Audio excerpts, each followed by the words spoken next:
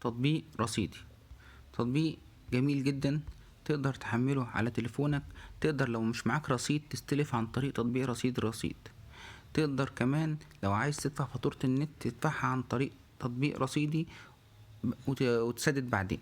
تقدر كمان تكلم اي حد في تطبيق رصيدي ببلاش لو انت مش معاك رصيد. كمان تقدر تاخد نقاط على كل شحنة هتشحنها.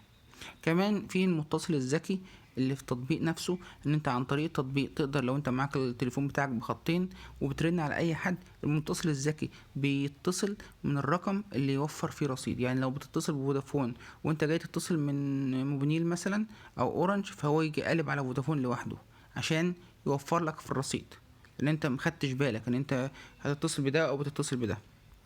التطبيق فيه حاجات كتيرة جدا، دفع فواتير كهرباء، دفع فواتير غاز. كمان بتاخد هدايا على كل شحنة او كل دفع فاتورة، وبتستلف من التطبيق، تدفع فاتورة النت بتاعتك، تدفع اي حاجة، فاتورة الارضي، اي حاجة.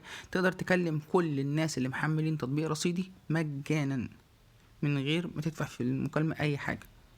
لو ما كنتش تعرف تطبيق رصيدي وعرفته مني، شير ولايك وسبسكرايب، وانضم ل1,000,000 واحد محملين تطبيق رصيدي.